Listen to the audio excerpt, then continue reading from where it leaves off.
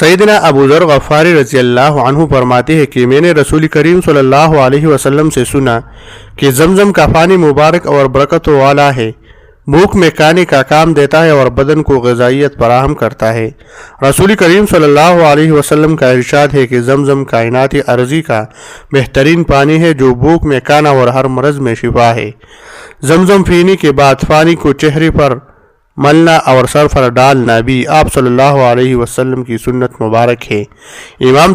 ترمذی رحمۃ اللہ علیہ فرماتے ہیں کہ زمزم پینے والا اگر شفا کی نیت سے زمزم پیے تو شفا حاصل ہوتی ہے، اصلاحی اخلاق کی لیے پیے تو حسن خلق پیدا ہوتا ہے، سینہ کی تنگی میں پیے تو شرح صدر حاصل ہوتا ہے،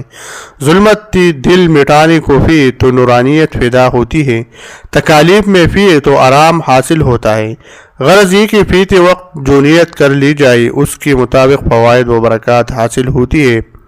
مدینہ کی تاجدار رسول کریم صلی اللہ علیہ وسلم جب زمزم کی کنویں پر تشریف لائے،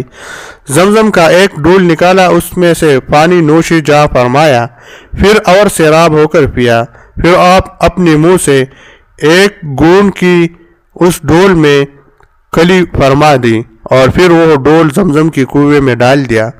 صحابہ منتظر تھے کہ آپ صلی اللہ علیہ وسلم کا بچا ہوا زمزم کا متبرک پانی ہمیں ملے گا، لیکن کونین کے آقا کی شفقت دیکھیے کہ پوری امت کو یاد رکھا اور اپنا مقدس لعاب دہن زمزم کی کنویں میں ڈال دیا تاکہ ساری امت اس میں سے پیتی رہے۔ سبحان اللہ، نور علی نور ہوگی۔ زمزم کتنا مبارک پانی ہے، اور پھر اس میں وہ لعاب شامل ہو گیا جو سام کے کانٹے کے سبب سیدنا صدیق اکبر رضی اللہ عنہ کی ایڑی میں لگا تو ایڑی میں شفا ہو گئی۔ وہ مبارک لعاب دہن جو سیدنا علی المرتضی رضی اللہ عنہ کی دکھتی آنکھوں میں لگا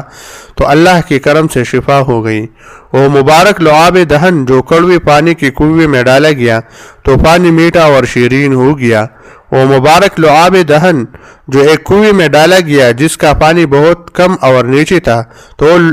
لبالب ہو گیا۔ وہ مبارک لعاب دہن جو سیدنا حسنین کریمین رضی اللہ عنہما عبداللہ بن زبیر رضی اللہ عنہ کے منہ میں تحنیک یعنی نومولود کے لیے گٹی کے لیے ڈالا گیا تو اللہ نے ان کی سینوں کو روشن کر دیا۔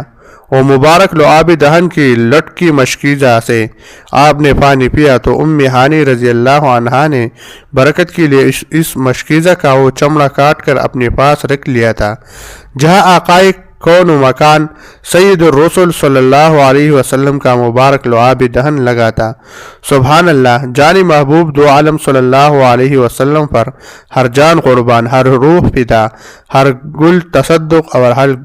گلشن قربان۔